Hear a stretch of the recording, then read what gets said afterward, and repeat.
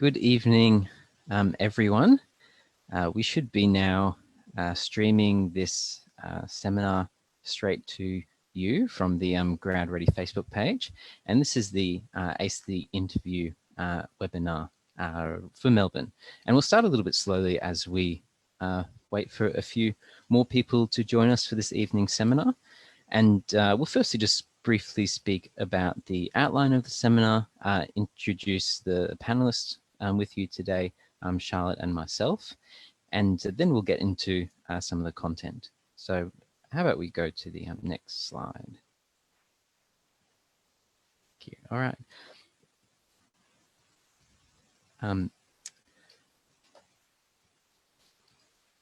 So just to introduce the tutors taking the seminar today. My name's Elliot and I'm the interview ready lead. So we run courses here at GradReady to prepare candidates for the interview, and I've been leading that since 2015 in both Brisbane and Melbourne. I'm a medical doctor who currently isn't practicing at the moment, as well as a lawyer, and currently finishing off my PhD at Monash University. And I've got with me here Charlotte. Hey, so I'm Charlotte. I've been an interview ready tutor for GradReady since 2019, and I'm currently a medical student at Sydney Uni, but I also interviewed and got an offer from Melbourne Uni. Wonderful. Thank you, Charlotte. So you're in very safe pair of hands for this evening, and we'll be able to give you lots of very good tips for not only the interview more broadly to get into medical school, but especially with tips and tricks for the Melbourne-based universities that are interviewing, especially in this very unique time of COVID-19. So let's pop to the next slide. And I just want to say as well, for those of you who are joining us now, if you have any questions for Charlotte and I, please write them in the Facebook chat for this stream, and we'll answer them either through text, replying back to you on the stream itself, or we'll answer you live during this session, which should hopefully go just for about an hour and a little bit until just after 8 p.m.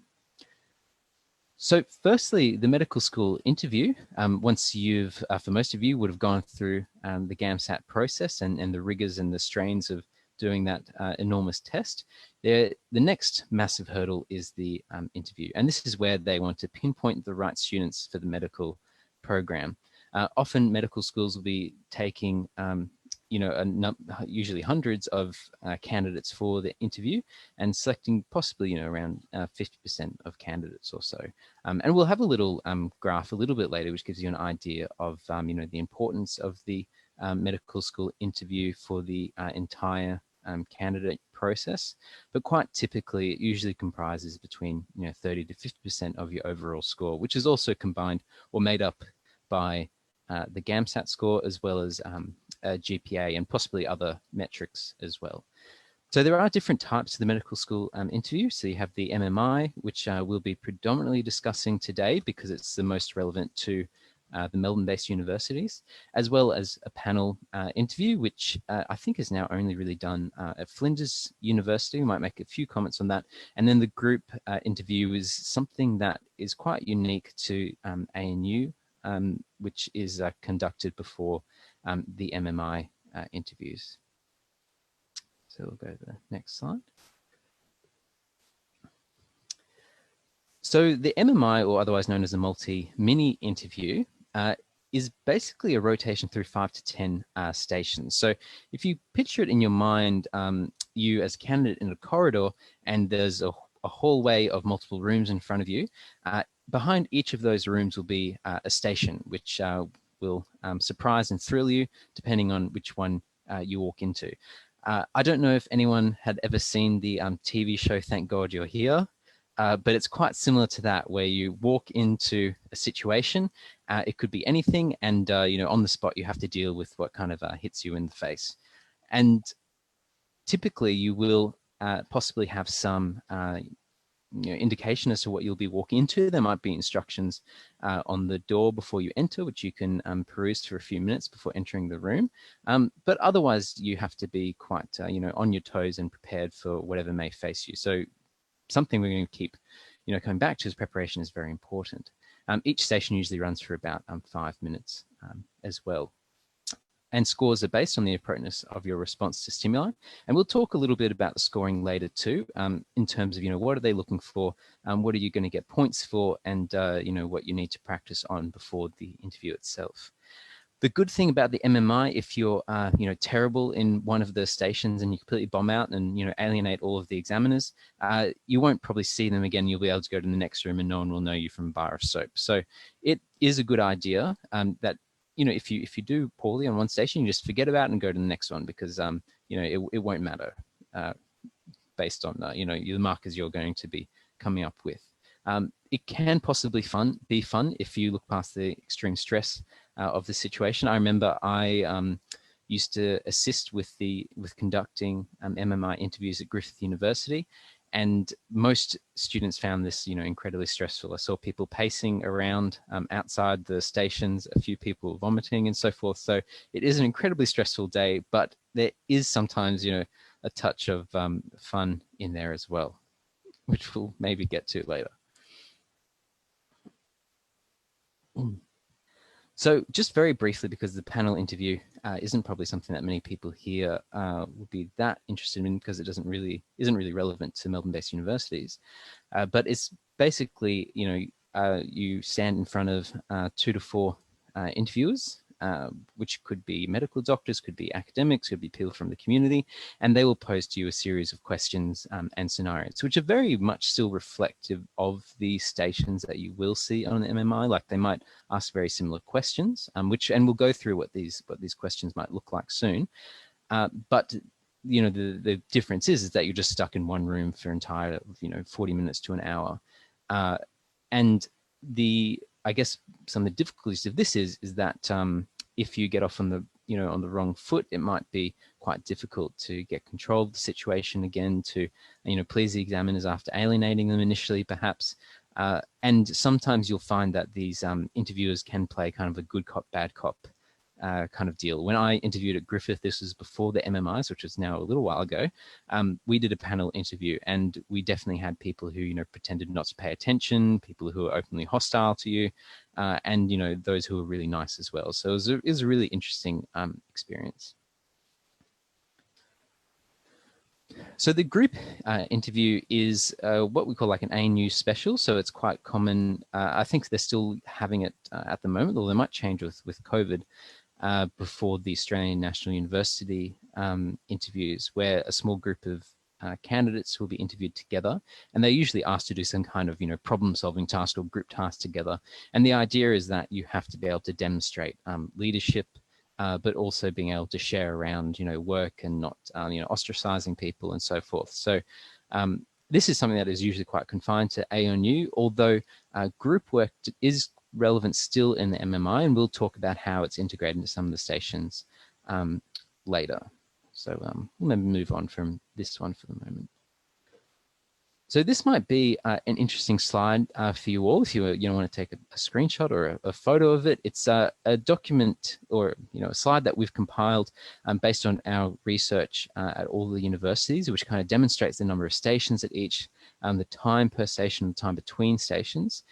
You'll see here different question types, and we'll talk about these all soon, as well as provide a few examples of each as well, if time permitting. And the universities which have ticks next to the question types are the ones that we've confirmed through our research has occurred at some point in the last few years. But that doesn't necessarily mean that, for instance, at Monash University there's just a tick with ethical scenarios. It doesn't mean they only ask ethical scenarios. It just means that we haven't been able to confirm the other stations. And that's maybe the important thing to point out here, but a good idea to get a screenshot of this important slide.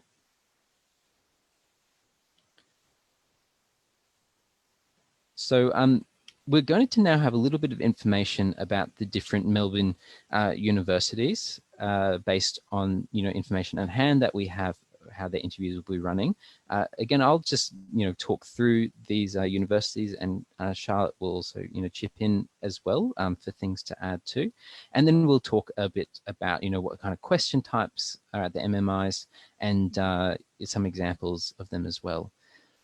So firstly, with Deakin University, the interviews were previously held at Geelong Warren Ponds campus. Obviously, with the COVID situation, that's probably not going to be happening anymore. And they have 5-minute interviews at 6 stations. Now, the interviews will be held via Zoom, just like all other universities as well.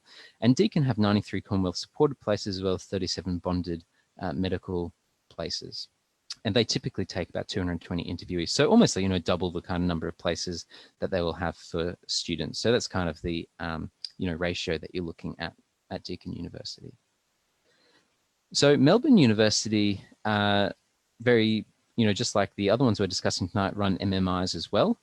This is a much larger university than Deakin University and has, 345 places up for grabs. And I found this little graphic on the Melbourne website here on the right, which kind of demonstrates how many interviewers they have, how many candidates, and how many interviews they go through in the 2 weeks or so that they have previously run this face-to-face.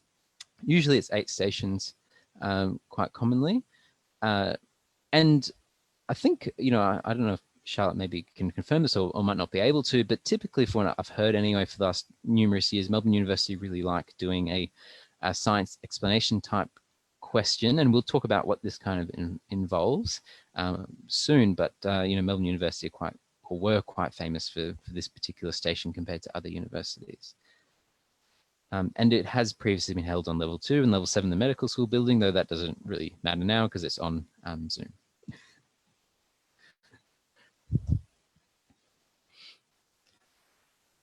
So Monash University has 1,000 interviews into the Bachelor of Science / MD program. So this is broken up, I believe, into undergraduate and graduate parts.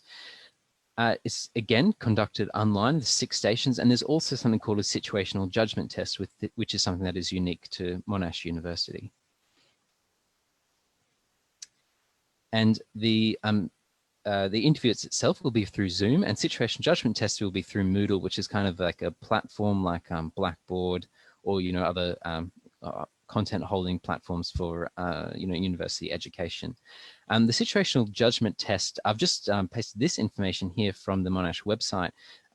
You basically get presented hypothetical scenarios with different response items, and you're going to rank or rate each as more appropriate than the other. And you get 90 minutes to complete this test. And it's more or less an aptitude test. It's not something that you can particularly prepare for, as far as I'm aware. It's just to see how you respond to particular situations and scenarios.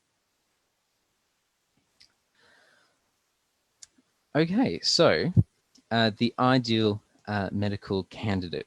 Now we're just going to briefly discuss what qualities the assessors might be looking for in medical school candidates. This is obviously not prescriptive, but kind of what we've compiled through our many years of experience of, helping people get into medical school, as what we've thought are important qualities. So firstly, being a team player is really important. And just like in medical practice, you have to be part of a team. Doctors don't just run around by themselves in hospitals. They have to work with a whole heap of people, doctors, allied health professionals, and lots of others as well in ensuring patient care.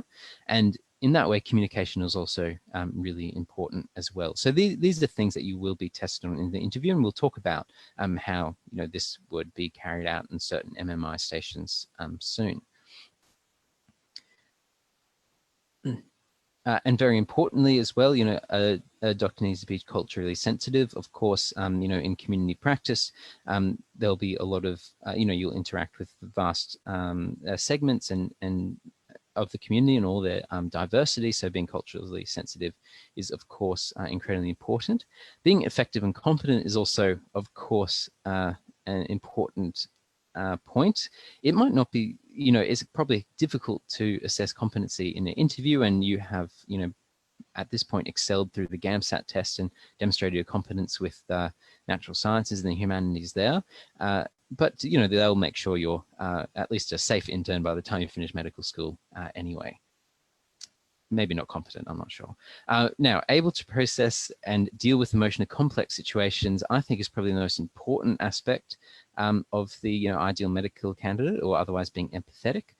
And this, I think, is primarily one of the major things they'll be looking at in the interview, you know, ensuring that you understand human emotions, can respond to them, and can, you know, deal with people in various emotional states, as well as yourself in various emotional states as well, because they're not expecting you to be robots, and definitely don't want robot doctors. Not yet, anyway. All these qualities will really come in all the interviews. So these are now some, I guess, some do's and don'ts. And again, not particularly prescriptive, but, you know, a few recommendations that we've got from our years of experience of things that you probably should do and maybe definitely do not do. And I'll talk, you know, some of this I'll talk about maybe from, you know, a male perspective as well, because some of this might be gender specific, and might, you know, ask Charlotte for assistance in some parts of these as well. Yeah, I can definitely do that. Because I definitely don't want to tell anyone how to, you know, how to dress from the lady's perspective, because I'm not an expert there. But maybe, you know, maybe firstly for the men's, in terms of dressing appropriately, I think, you know, what we were normally told is to dress clinically. And for those of you who might not be familiar with this term, this basically for men means, like, you know, a button-up shirt, usually with, you know, formal pants and leather shoes. Certainly a lot of people do wear suits to the interview. I think as men, like for men, that's quite common. You don't have to wear a three-piece suit or a top hat or monocle or anything like that, but it is still quite, you know, I think you'll find that a lot of the interviewers are often older retired doctors who are often quite conservative, and, you know, dressing up in a suit is something that would be very acceptable to them, and they probably will be wearing a suit anyway too. In terms of for girls, I think basically, again, with clinical wear, it's kind of like a bit fancier than smart casual. So I think there's a lot of variety for what girls wear. You definitely don't have to go in heels and a skirt suit kind of thing. I just wore a skirt with relatively formal shoes and a nice top, and girls were wearing pants. I think it is important to keep in mind that this is like a professional environment. But you definitely don't need to go over the top. And I think, like, the biggest thing is that you feel comfortable in what you're wearing so that you can present the best version of yourself. Yeah, and I must say, when I went to the Griffith University interview at the Gold Coast, I swear that I did see someone who was wearing thongs and board shorts to the interview. And, you know, it is the Gold Coast, so it is a little bit more casual, but I probably recommend, you know, not wearing shorts to your interview. So just like Charlotte said, dressing, you know, professionally is a good thing to keep in mind. Now, introducing yourself professionally to interviewers is also important. Sometimes, depending on what station you're on, you might have instructions not to interact with the interviewers, but sometimes as well, you'll have stations where interviewers will be there to ask you a question. You know, it's important to introduce yourself, you know, your name, and introduce yourself in that way, possibly see if it's, you know, appropriate for a handshake or whatnot, depending on the situation. Articulating yourself well is also really important. And I think one of the really key things in the interview too is not to rush yourself.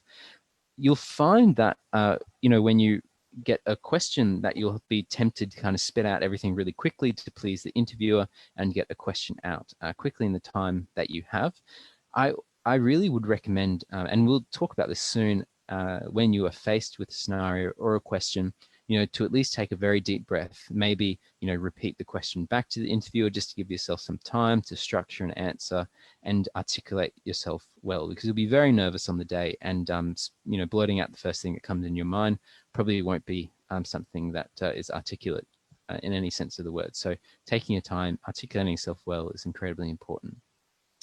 And in this way, you know, approaching the question using a framework can also be really helpful. So really structuring your answer is vital. And there are different ways that you can do this, and we'll touch on these a little bit later. So some things, I guess, to try to avoid just briefly, avoid excessive gesticulation of your hands going everywhere in the face of examiners and so forth. So toning down that a little bit potentially can sometimes be a little bit distracting and take people away from what you're saying.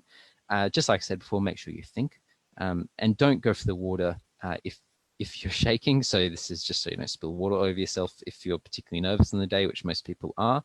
And I think really importantly, even though preparation is incredibly important for the medical school interview, you shouldn't be memorizing responses to questions and trying to rehash them. Just like for section 2 of the GAMSAT, you shouldn't be trying to rehash essays in the GAMSAT, so don't do the same here. Okay, so we're just going to briefly, and maybe I'll predominantly just talk through the different question types that we have, and then Charlotte and I might discuss how you might approach these in a few examples if we have. I think we definitely probably will have some time, and go through how to think about these types of questions after we've gone through what they are. So we'll just start by talking about what they are, and then talk about some examples of each. So ethical scenarios, like you saw on the chart before, are very common. They're often ones that are dealing with various ethical problems, and it might be something as simple as you're a student somewhere, you notice your friend has cheated on the exam and turned it in.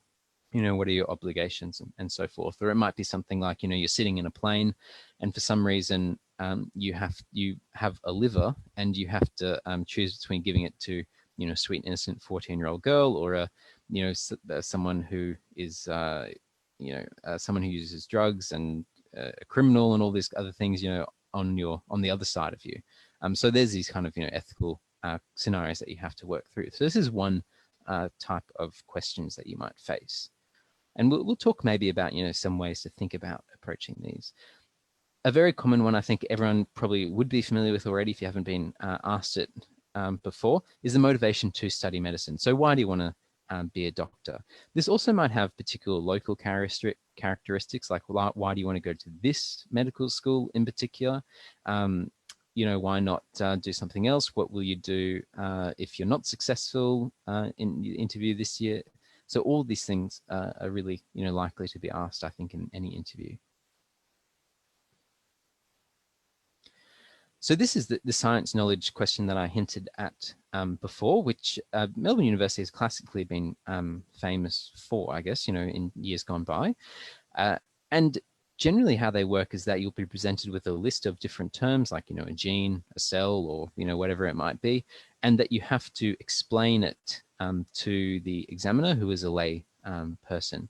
And these often can be quite tricky, surprisingly, because you're really stressed on the day and you kind of revert back to your, especially from the natural sciences, your highly jargonistic explanation of things. But you have to be able to explain these concepts without using any kind of technical language, which can be quite tricky.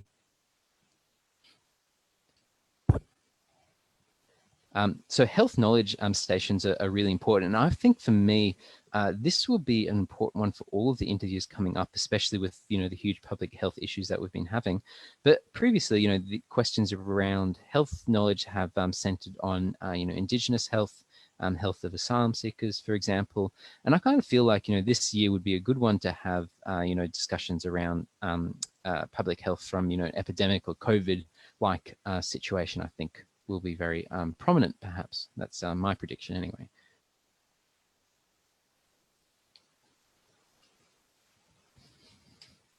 So behavioural questions, we'll have a couple of examples of these, but I think maybe the most basic one is like, tell us of a time you had a good example of leadership, or where you had a time of failure, for example, is another popular one to use. And it's basically to assess, your response as a person to tricky situations, perhaps, or different behavioural situations. And we'll give you a few examples soon. So the practical tasks and puzzles are a really interesting one. It could be really, very challenging, and a huge variety. And for instance, at a university like Griffith Uni, they really like using actors for these ones. So people who are trained to respond to you in certain ways. Often you're working with medical students, or maybe just the examiner for this.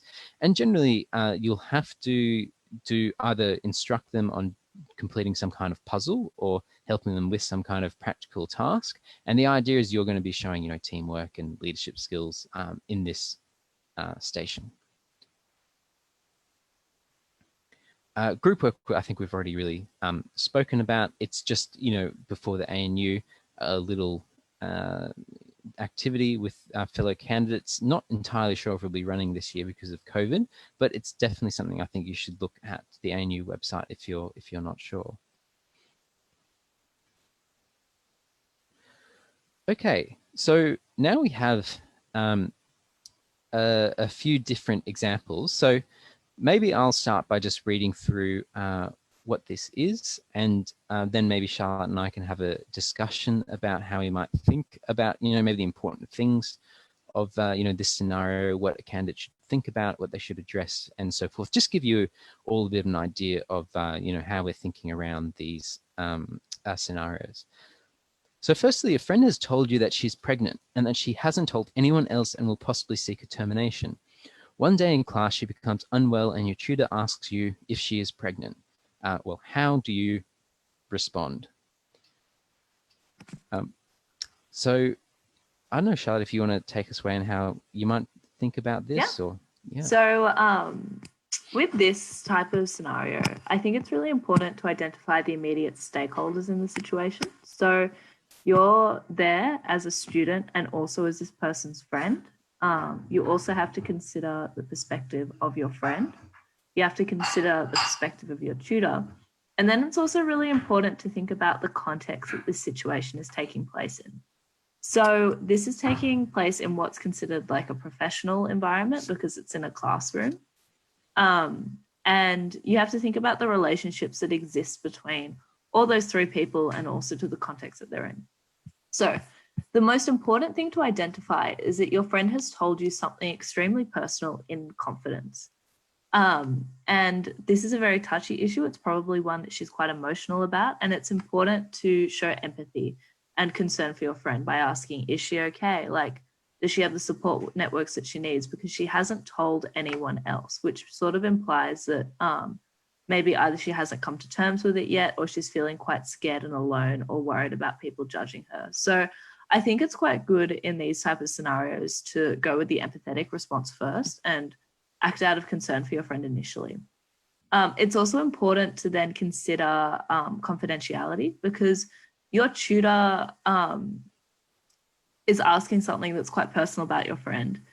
And in terms of just like strict, if we're thinking about patient-doctor confidentiality, you wouldn't necessarily disclose what your friend has told you to another person. Then if you consider how this kind of like interacts with the context of the situation, this is occurring in a classroom.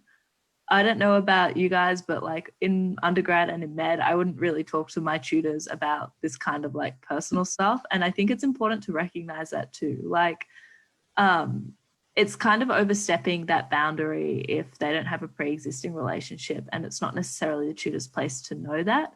However, you can talk about if it's really impacting her ability to function in class, or if it's impacting her learning, or if she's been visibly upset in class. It's normal for a tutor to be concerned and to ask about student welfare, but they don't necessarily have to know the specifics of what's going on if that person doesn't want to tell them. So I think those are the main issues involved in this situation, because you want to make sure, and this should be your top priority when you're saying this to the examiner, that your friend is okay, that they feel well supported, and you should give them the tools that they can seek proper medical or counselling help to deal with this, because it is something big. And if you remember your place as a friend, you're not a doctor, you're not a GP, you're not a psychologist. Don't overstep your boundaries. And then the second issue is the confidentiality. And you need to make sure that you're not breaking the trust that your friend has, and also that you're respecting probably what the tutor is trying to be, just like helpful and acting out of concern for their student. Then with a paramedic attending to her, if she is unwell and the paramedic's asking a medical question, it's appropriate to disclose this at this time, because your friend is in danger. And if they can't answer for themselves, you have a duty to your friend in that medical care. However, if she is like conscious, if she's consenting, if she's like sound of mind, and she hasn't told the paramedic that she's pregnant, you need to respect that as well and go along with your friend, because she can exercise her autonomy in that instance. You should only disclose it if she can't like make medical decisions for herself for whatever reason. Do you agree with that, Elliot? Yeah, that's excellent. And I think you're really alluding to a really important part of these questions too, is that not all the information's there. So it'd be weird if a paramedic was attending to her if she's just feeling a bit unwell in class and you just suddenly say she's pregnant, you know, like with her able to be able to talk for herself. Exactly. And I think this kind of lures students sometimes, you know, trapped because a paramedic's there. They must think, oh, she must be unconscious maybe, or, you know, something like it's a really high emergency situation, which maybe it might not be, you know, who knows. And I think it's really important to acknowledge like the ambiguity in these types of questions and give yourself room to move, because like they're being vague on purpose, and you can talk through different scenarios. So I would talk through like the most likely scenario first and then be like, but on the other hand, if it was an emergency scenario, this is how I'd act. And I think that the examiners really like to see you articulating the fact that you can look at a scenario and view the different outcomes, and also how you would act depending on the factors which change, and like think about that ahead. Yeah, and one of the other things I think that you're doing really well here, Charlotte, in discussing through this the answer to this question is that you're identifying key ethical principles as well, you know, of confidentiality, autonomy, and, you know, maybe paraphrasing, you know, non-maleficence, like not making sure you're not harming her; beneficence, making sure you're looking out for her interests.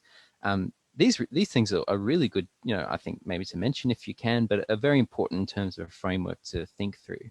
So I think that's really valuable. So then with the third prompt, it says the girl's mother calls you the day after the incident and asks if her daughter is pregnant. What do you answer?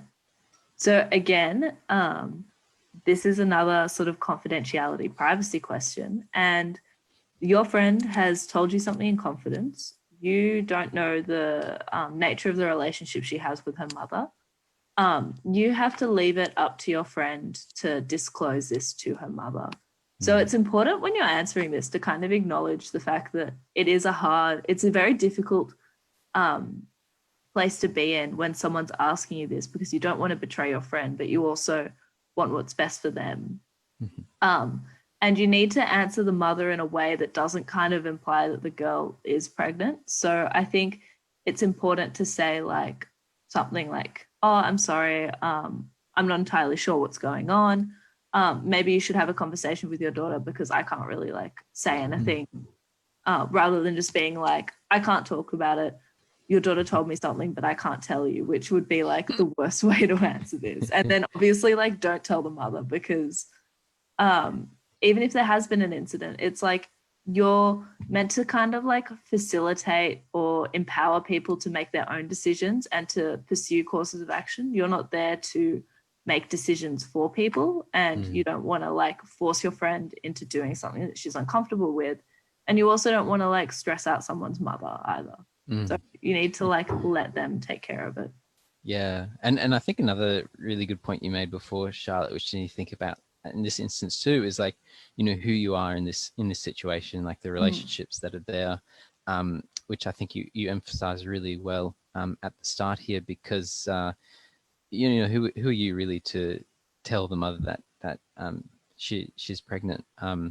And this goes back to, you know, your friendship and thinking about, you know, I've got this duty of confidentiality, of beneficence, non-maleficence, and often it's much better if, you know, the girl's mother and the daughter can have a more honest and open chat, rather than you know, blurting out a confidential information which could have really bad ramifications.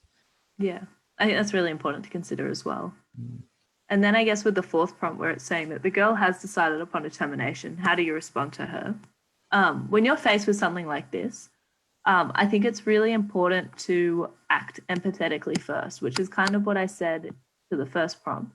But your priorities are to make sure that your friend is supported, like emotionally and medically. And then also you want to make sure that your friend is safe. So if they are saying that they've decided upon a termination, you could say that first you just try to counsel your friend and be like, this is a really hard situation. Like, you are the best person to make this choice for yourself. If you've thought about it and that's the best thing, then like I support you and all that kind of stuff. But then as well, I think it's an important note to add to make sure that she's explored all her options, that she's well informed about the process, that she understands where to access a safe termination and what's involved in this. And then you can say that, like, if it was the nature of your friendship and your friend asked you to like accompany her or needed like that kind of emotional support, if you felt comfortable, you would do that. And then if you didn't feel comfortable for whatever reason, whether it's because like you have an objection to it or whatever, you should provide her with like a alternative support. And I think a good point to raise in this, and with any kind of ethical scenario that brings up something which is objectively quite difficult or emotionally distressing, is that you would refer her or like encourage her to see a GP, to see a psychologist, to speak to a counselor. Because even though you are like a nice, supportive person and a good friend, you aren't professional help.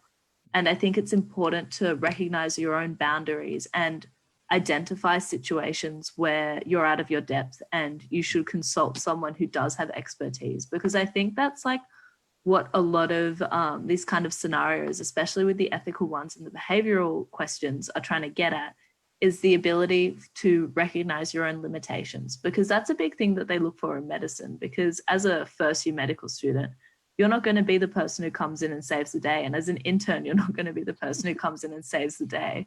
It's really, really important that if you don't understand like a clinical situation, that you feel comfortable enough and that you're humble enough to recognize the fact that you need help.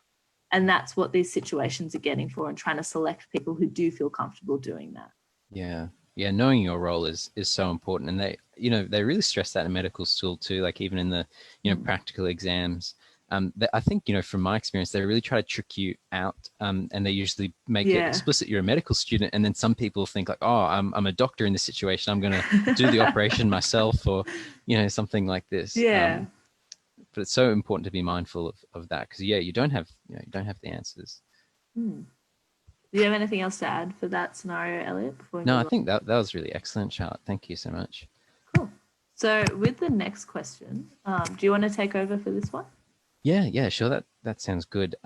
Because this is one actually I got in my panel interview, and it actually really crushed me because they asked it like right at the end, and I was like, oh my God, I've done so badly. They've asked, well, you're not going to get into med this year, so what are you going to do?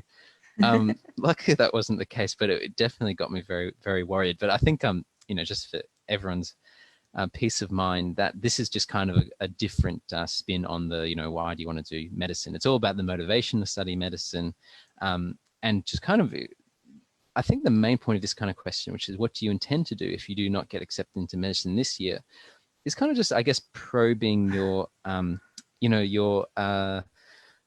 your planning, your how realistic you are in your thinking, how you're prepared mentally as well, because obviously it's a very difficult process, and to have every egg in this basket is something that they'd probably be concerned about, as might reflect you in the future perhaps, because of course this isn't going to be the only hurdle on the way to through medicine. There's going to be medical exams, there's going to be trying to get into specialties and so forth. So there's always lots of uncertainty in medicine in general. So it's really important to have lots of different routes to get to your goal, which might sometimes take you a little bit longer, for example. So for this type of question, I think if you get it, some people I've seen have thought that it's kind of a cue for you to be like, oh, well, medicine is my life. So, I'm going to get into medicine, or, I haven't even considered that because it's not going to happen, etc. This kind of take on this question might be seen as being really naive and unrealistic, and, not taking into any account proper planning. So I think it's really good, I think not just to answer this question, but for yourself as a candidate, to actually think to yourself, okay, well, only maximum 50% of students who are going through, or candidates going through the interview, will get a place. It's incredibly competitive. It's really important for you to have a plan as to what you're going to be doing next year if things don't quite work out as they do. And as well, just keeping in mind that you've done incredibly well to get to this stage as it is. So I think firstly, this is a good question for you to think about, not just for what might happen in an interview, but also for your immediate future as well.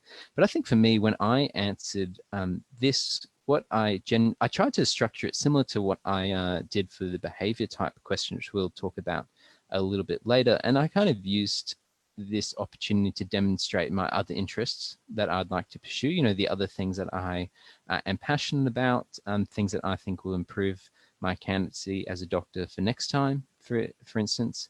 And I might talk about, continuing your volunteer position. Maybe you might like to continue, some work you're doing because you think it adds value to the community, or it's something that will improve your candidacy to help you get into medicine for the next year.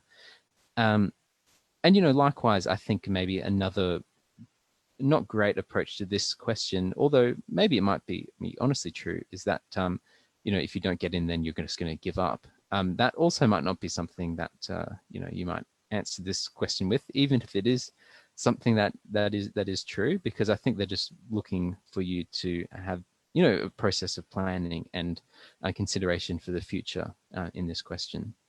Yeah, I think it's really important to demonstrate like some level of emotional resilience as well, because like I think the nature of medicine right now, and something that like not a lot of people really talk about before you get in, is that a lot of jobs after you graduate are getting quite competitive as well. So you need to develop those like frameworks where you have backup plans, and you also have the ability to like go away and think about like what you could have done differently, like think about your strengths and your weaknesses, and overall try to improve like as a person as well, because like you should be committed to continual learning and continual like self-development even once you do get into medicine, because there are going to be like things that set you back and things that don't necessarily go your way. And having that level of introspection and self-reflection is something that's really, really important. Yeah, and like if you want to go off and do surgery, for instance, like how many years after medical school will it take you to even get an interview and then get into the program? Like it's insanely difficult. Yeah. So do you have anything else to add for this one? No, I think maybe that's good. I haven't had too many questions yet on the chat, so keep them coming, team. I've answered one there on text, but please, put your questions in if you'd like us to answer any. So this is a DTEC question, which I think is very specific for Melbourne Uni. The year that I did interview at Melbourne was like the 1 year in the past like 10 years where they didn't have the DTEC. And I was quite relieved by that, because I found these really, really difficult to prepare for, because I think like for me, and this is probably how a lot of people feel, is that if you are someone with a science background, you've done 3 years of science at uni. You've probably done science in high school as well. And if you're also like me, my parents are like relatively scientifically literate as well. So pretty much from the age where like I could speak, people were comfortable using scientific terms. So then trying to explain something like this is really, really difficult, because in your brain, you just kind of take it for granted that you know what a cell is. I think that for me, the approach that worked the best for this was using analogies, which is really, really important, because that allows you to structure things in your head and it allows you to convey something quite easily to someone else.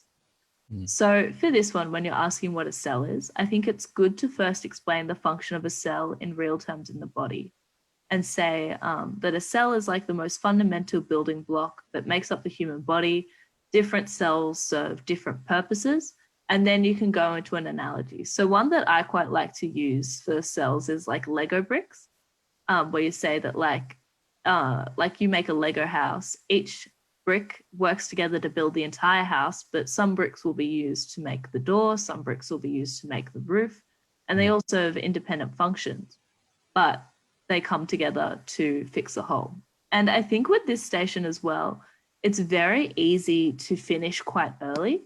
So a good tip to do is to check with the examiner, because they'll be kind of like play acting the part of the person who doesn't understand any science.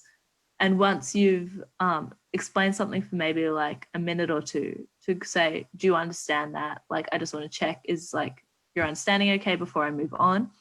And you can also expand outwards a little bit. So start focused, see how your analogy goes, and then you can move onwards and talk about maybe like how cells form organs, or like what's inside cells, and like just go with it pretty much. I think it's really important for any station, but especially for this one, during that reading time that you may have outside the exam room, is to really just collect your thoughts and think about it. And what I did for a bunch of my stations, not just I didn't have a DTEC one, but when I was practicing, like not just DTEC, is I would sit there sometimes if I really wasn't sure about what to say for like 30 seconds. And it does feel a bit weird sometimes, just like introducing yourself and being like, hello, and then stopping and really not saying anything for a while. But if you just say to the examiner, like, sorry, I'm just going to think about this for an extra 30 seconds, or I just need a moment to think about what I'm going to do, it's a lot better to say that, collect your thoughts, and then come out with a coherent, structured answer, than to not do that, feel really flustered, and have 7 minutes of word vomit. So just like come up with something. I think these ones are kind of hard to prepare for, in the sense that you're not going to probably be able to memorize an analogy or anything, and you shouldn't. But it's good to practice with someone who is truly non-science, because sometimes when you practice with like other science students, or you practice with your friend who's done high school science, they'll know what you'll talk about when you're using scientific jargon. It's really good to practice this with someone who has absolutely no idea at all. So I used to practice with my grandmother, who didn't really like, she wasn't really engaged scientifically. So she would just tell me when I was using words that didn't make sense, or if I was like going on a tangent and she had no idea. So find someone like that would be my advice.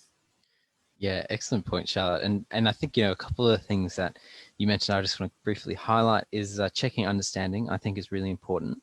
That's a really crucial part here. And even asking if they can, repeat back to you what they understood can be a good way of checking that they've understood what you've discussed. As well as taking your time and being comfortable with silences is so important. And it's something that you'll continually have to be comfortable with in medical school, as well as you're in all kinds of awkward situations as a medical student, and in your exams, having to be comfortable with silences. And one of the, just as an interesting analogy from our own course, the Interview Ready course we run, we often put lawyers in that we have as examiners for this particular station, and get students, try to explain like what a cell is, what a gene is, and all these kind of things. And the students often get very frustrated, because I think they get really annoyed that they can't, the examiners can't understand what an organelle is, or what a mitochondria is, and this kind of thing. And we've had a few students get actually really angry and, say like, are you an idiot? How can you not understand this? Our examiners don't take that very, very well. And it's something that you have to really practice on, I think, especially, as Charlotte mentioned, if you live in a natural sciences bubble, you're not going to notice that, ribosome is not a normal word in everyday discourse.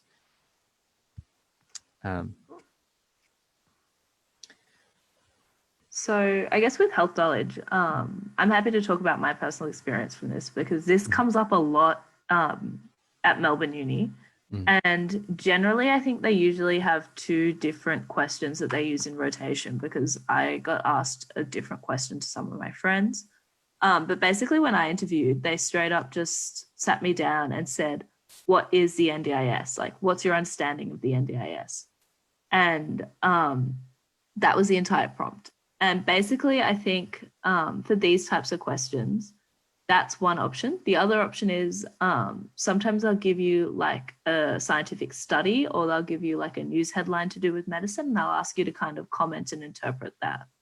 So in terms of this one, which is talking more about that first type of question, where it's asking you about a specific public health initiative or government program, like Closing the Gap, which is what this question's about, or the NDIS. it really helps if you read the news, because generally they'll choose something topical. So then when I interviewed for Melbourne in 2017, the funding for the NDIS was in all the news. So thankfully I was like relatively well informed about that. And this year it might be like public health responses. It could be something along the lines of COVID. We really don't know. But if you do know about it, well done. Just talk about what you know. If you don't know anything at all, I think it can be a really tempting panic response to try wing it. But I think like I said before, it's really important to acknowledge the fact that you don't know something, because they will pick up on the fact that you're just trying to talk your way out of it, because they will have interviewed candidates the entire day who do know what they're talking about as well. So it'll become incredibly obvious. And I think if you don't know anything about the thing that they're asking you to talk about, you should say something like, I understand like generally what it is. However, I'm not familiar with the specifics. And these are the ways that I would go, or like, these are the places I would look to find further information. And I understand that this is something really important. And this is how I would like educate myself further. And I think if you do acknowledge that, generally the follow-up questions to this are slightly more ethical. So for my NDIS one, it was like, where do you think the money to fund the NDIS should come from? Or like, how do you think money should be handed out to people? Or what would you do if you found out someone was like fraudulently claiming money and stuff like that, which doesn't really require heaps of information because they're more like lateral thinking, like applied ethics. But I think getting over that initial hurdle of like, what do they want me to say in terms of like describing this program is really important. Do you have anything else to add? Again, your points are really excellent, Charlotte. And yeah, this is a difficult one you might not have a lot of knowledge on. And I think, yeah, acknowledging that you're not an expert on this is really important. And of course, in your preparation now, I think it's good to try to find examples of, these health knowledge areas that you might want to, prepare for. For example, like I remember when I was assisting with invigilation at Griffith University, asylum seeker health came up quite a lot as well. Talking about the challenges of Australia's offshore detention policies and impact on asylum seeker health and in the community more broadly. So yeah, there's lots of different health knowledge questions, and I think COVID epidemic responses are just surely going to make an appearance. Yeah. Oops, sorry. Sorry. I think this one is quite common as well for leadership. I think it can also, this type of question can be extrapolated as well. And one of the ones I got at a different uni was like, when was the last time you enjoyed learning something new, or when was the last time you were challenged? So I think with these types of questions, they are relatively easy to prepare for. And it's really important to choose something which is outside of medicine and outside of an academic environment would be my recommendation for this one, because this is your chance to show that you're not a robot. This is your chance to show that you do interesting things, that you can be like altruistic, that you have fun hobbies, that you were like national champion of the water polo team, like stuff like that. And it's really important as well, I think, with these types of questions to acknowledge the things you did well by like explaining the situation. And you can always treat it kind of like as an ethical scenario. And I think I did get this one in my Melbourne interview. And I spoke about like one of my Duke of Ed camps where we had to navigate or something. And I was like, I can understand that everyone in the group was feeling quite stressed and like a couple of different personalities clashed, and you can talk through that and you can say the specific things you did. And then I think it's important to take a step back and be like, I think I did really well in these areas. However, if I was in this situation again, this is what I learned from it, and this is how I would improve on my own performance. And I think that self-reflection, like we said before, is kind of what they're looking for with things like this, as well as proving that you haven't studied nonstop for the past 3 years and have done something outside of the university bubble.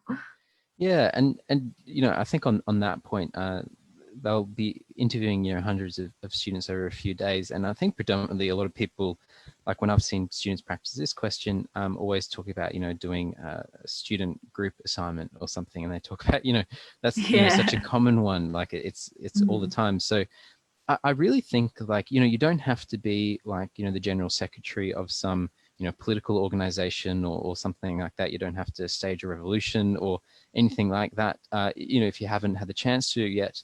But even just doing small, there's lots of leadership in really everything you do during the day, but you just have to kind of be more cognizant of it, reflect more on what this could look like. Even, you don't have to particularly have any outstanding achievements or anything, like even just in your work, even in any volunteering that you might do. Anything like that, you'll find that there's times where you have some kind of leadership and help people achieve or work towards a goal. So it's really a broad definition of leadership here. You don't have to, have some exceptional things that you can call on at the drop of a hat, because, a lot of us don't. And sorry, Charlotte, you can. Oh, no, I was just agreeing with you. Yeah, I was just going to share a funny anecdote, which is kind of the opposite of this question. At my interview, they asked, when was the last time you experienced failure, which is another, really a common one that they ask. And they stopped me after about 30 minutes and they're like, okay, that's enough. You don't need to go any more into all the times you've experienced failure.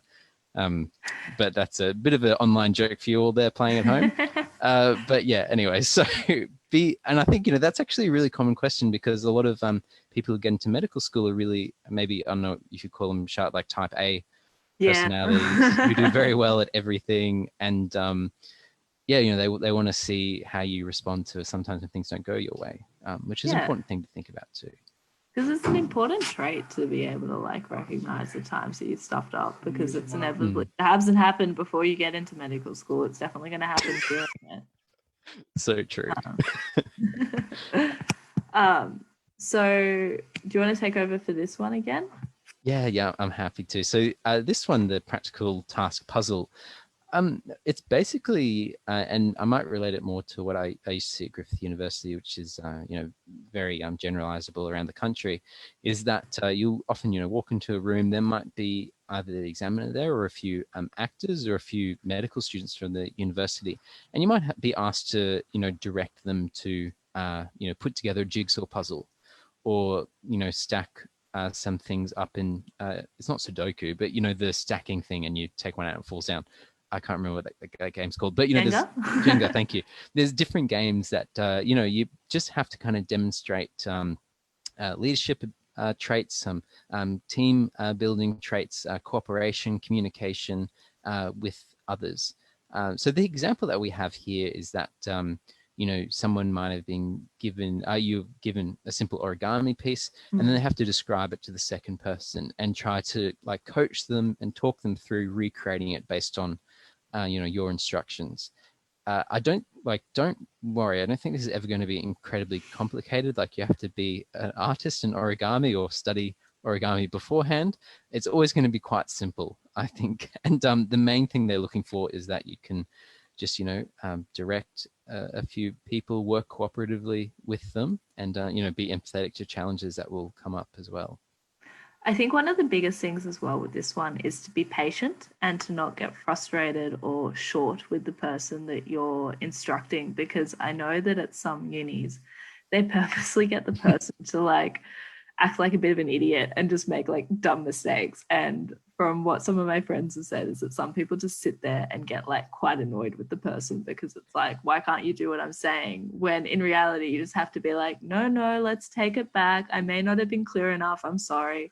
So it's important that even though you might be stressed and frustrated, you might be oh my God, this person is ruining my chances to get into med. You just need to take a breath and be let's start again. Yep. Yeah. And, you're absolutely right, Charlotte. At Griffith, they love using actors with this who has very specific instructions when to be recalcitrant and difficult. And it's to trigger you. And they also do that in bloody medical school too. If they'd have this thing, if you say one word, one trigger word to them, they'll erupt in some kind of explosion of fury or start crying or oh my God. watch out for them. So I guess with group work, I don't think that group work is probably going to be a massive feature of this year's interviews, considering the unprecedented times that we're all living in. But I think with group work, like we said before, it's really important to find that balance between showing off your good assets and not letting yourself be overshadowed by others, but also, to put it like pretty frankly, just don't be a dick to the other people in the interview group with you, because everyone's going to want to put forward their best work. And I think that the biggest thing that they're going to look for is people who have suggestions and people who can discuss and engage with other people and can like politely criticize others as well, because like everyone's going to have different ideas, everyone's going to be saying things, and I think it's important to come up with like a plan and a structure for how you're going to design something if we're thinking about promoting adequate sleep. And also, if someone says something that you don't particularly agree with, just be like, hey, maybe we could think about it this way, or what you said is really good, but I'd just like to suggest like my thing as well, and maybe we could find a thing in the middle. Because a lot of medicine is like that, to be honest, where you have to work in a group and you all have like a common aim, but people will have different ideas about getting there. And it's important to be respectful, to show some of your lateral thinking as well, but ultimately act as a good part of a team. Yeah, and I think, not shooting someone down in front of everyone else would be a really good idea. Like saying, oh, that's an awful idea, let's do mine. Even if you have a different idea, just, Charlotte's approach is really good, acknowledging that this is a really good idea this other person had, and maybe there's a different way of looking at it as well. So yeah, that's great. Okay. Well, I think, they're all the example interviews. And maybe what we'll do now as we're finishing up the session is briefly talk about online interviews. We had a couple of questions which I've written back to on the chat about online interviews particularly. And I think one of the important things, incredibly important things, is to test, your interview space where you're going to be having the interview in terms of how it looks on your camera. Like, for instance, mine isn't very good because there's all my stuff behind me in the mirror, which is quite embarrassing. I haven't prepared very well for this. I have a big light behind me. So, obviously, if you can, and I think this is maybe kind of an emerging issue with equity too, because of course not everyone will be able to have a quiet room in their house where they can't be disturbed by family and have a perfect internet connection and equipment and so forth. But I think if you just try your best to ensure you have a good position and also a strong internet connection, which is very difficult with the NBN, which is very temperamental at times. And actually, funnily enough, I cancelled my home Wi-Fi because it was so bad for interviews and meetings I was having, and I'm just running internet from my phone, which seems to be a lot better. So, keep that in mind. Eliminating distractions is obviously goes to that as well if you can, of course. As best as you should try to eliminate other distractions on the day, because it's obviously very important. One of the questions that was asked on the forum is, what will maybe be the main issue with having online interviews in terms of, what they look for in candidates. And I think for me, and I don't know about you, Charlotte, but I think maybe empathy might be the most tricky to kind of demonstrate in online Zoom sense. Yeah, I think so, especially because I think for me personally, when I'm trying to be empathetic, a lot of it is body language, and even with the tone of your voice and the way that you sit or the way that you move your head, all of that is going to be altered when you're sitting in front of a webcam. And also I think when you're doing online interviews, because a lot of my friends did online video interviews for their work jobs last year before the pandemic, a lot of them said that they found it really hard to imagine that there was a person sitting in front of them, even though that they did have someone on the webcam there too, just because there's no one physical. So the two suggestions that I've heard, which are quite good, is someone put a picture of a person or just a stock photo behind their webcam, and it helped them maintain eye contact and speak the way that they spoke with a normal person. The other alternative is if you do have someone who you're very, very comfortable with, who can just sit there quietly, sometimes having them in front of you helps too. A poor person. Yeah, I'd probably go for the photo because I don't know, I'd find it weird. But I I think that that's the best thing, because honestly, like when you sit there, like I do it in Zoom all the time for like med and stuff. You sit there and you stare at your own little like webcam, being like, what do I look like? Do I look pretty? This angle of my face is so weird. And if you're doing that in your med school interview, it's going to be like obvious. Your mind's going to be distracted. You want to keep yourself focused as well. So maybe like minimize your own little window, but also like practice it beforehand too. So like either do a practice interview with someone who's also applying, or do it with like a friend or a family member, and just get them to run through a bunch of scenarios with you while you're talking on your laptop, because that'll give you and you can also screen record it if you really hate yourself, because then you can rewatch it later and be like, oh my God, I can't believe I did that. Or like, that's what I sound like. Yeah. And it'll make you really, really aware of the things that you do that you're like, I should not be doing that. And it's incredibly painful, but I think it's like a very good high yield exercise to do. Yeah. That's such a good idea. Even for, face-to-face interviews, it is a good idea to film and record yourself. So especially for you, someone who does a lot of ums and likes and, this kind of thing can be really helpful. You realize so many things, honestly. Yeah, it's awful, isn't it? Yeah. And I absolutely agree with you. I always have that problem of like when you're speaking that I keep looking at either, my portrait on the thing or the person's portrait as well, which is often like in the corner. Yeah. And so that's a really important point to maintain eye contact with the camera, because it's really hard to do. Yeah. So thank you so much, Charlotte. That's some excellent points. And also a good idea is that if you do have like a home environment that's not suitable for video interviews and stuff, and you are like a uni student, try book a room at your like uni library. Look into like booking a classroom or something like that, because those are all alternatives that people don't necessarily think of. And that might be good as well, getting you out of a different environment of sitting in your lounge room where you may not be like mentally in gear as much as you would be somewhere else. Yeah, absolutely true. Yeah. You want to run through this, Elliot? Yeah, just very briefly as we end this session. I think we have actually talked about this kind of indirectly throughout, but some of the things that they're looking for in the interviews is kind of the appropriateness of the response, the insight to the situation. So this is just what Charlotte mentioned before about, realizing who you are in a scenario, the relationships there, and how appropriate your response is based on that.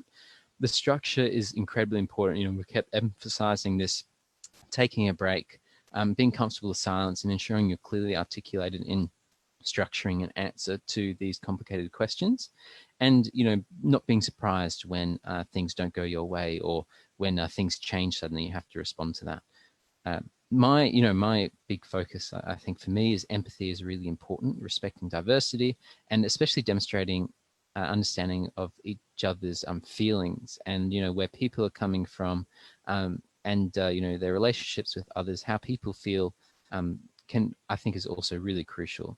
And presentation and manner, I think, is something we've discussed as well, in terms of what you wear, your gesticulations, how you speak and present yourself is really important too.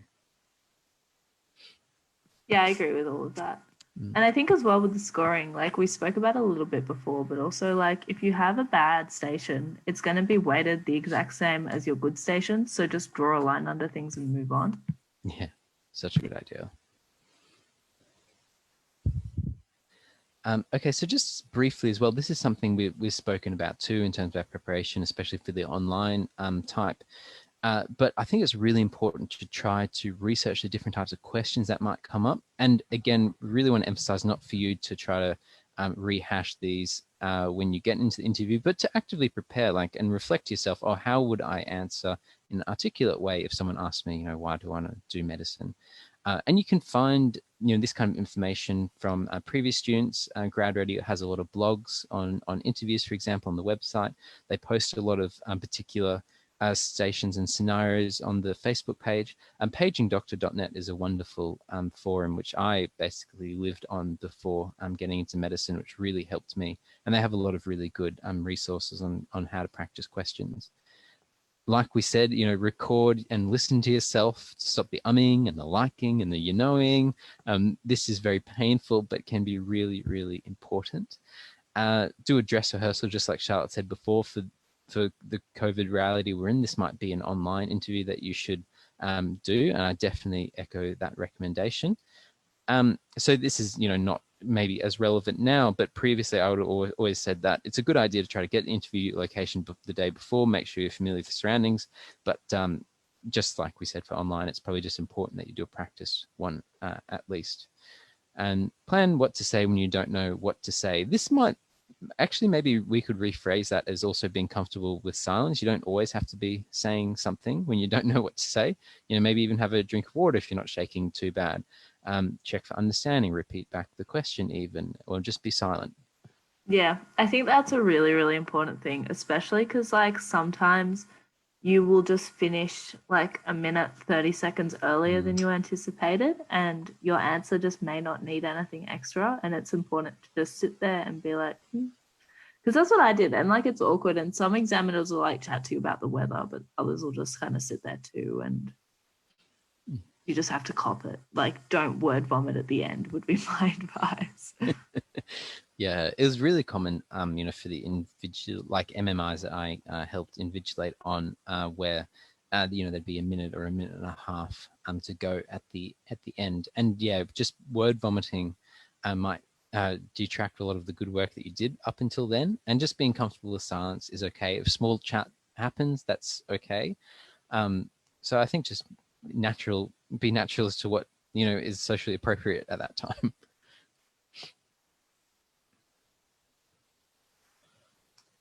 Okay, so just very briefly, and Charlotte, I really apologize. I might ask if you wouldn't mind sending me that link on the chat, then I can send it into the Facebook stream. I forgot to ask that for you before, if that's possible. Sorry. Yeah, I can do that.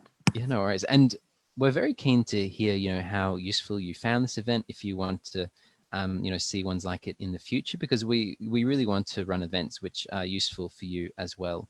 And one of the other things which we'll talk about too, or maybe I'll just mention now, is that we run an interview course as well, which you can find information on in our Facebook page as well as our website. And please just message the Facebook page if you have any questions at all, and one of our friendly administrative staff or tutors will also assist you with that as well. So I've just now sent that link to the Facebook chat, so you can fill that out if you have a moment. Would really appreciate any feedback that you have.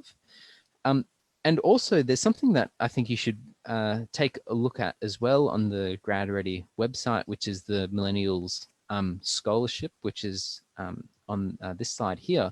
This is basically just something you can apply for free, and you might be able to get a full fee GradReady Tenants Comprehensive course for the GAMSAT, as well as $500 cash. So you might as well just apply for it. It doesn't cost you anything, and it's very, very quick. So just check out that on the website. And the very last slide, which I just want to point out to you, I think maybe more importantly, is that all of the tutors who work for GradReady, such as myself, Charlotte, and others who are all medical students, doctors, or even some lawyers as well, who lend their time, are all very keen to assist you in improving not only, I guess, your score for the GAMSAT and the interview, but actually being a better doctor for the future. This is our, I guess, broader holistic goal. So I've now answered all the questions that I saw on the chat, and I think we'll leave it there. If you have any other questions, please just write to the GradReady Facebook page. And it was really wonderful for us to join us. And I just want to say thank you for joining us here tonight. Yeah, thank you guys, and best of luck for the interview cycle when it starts. All right, thank you everyone, and yeah, hopefully we'll see you all soon. All right, bye. Bye.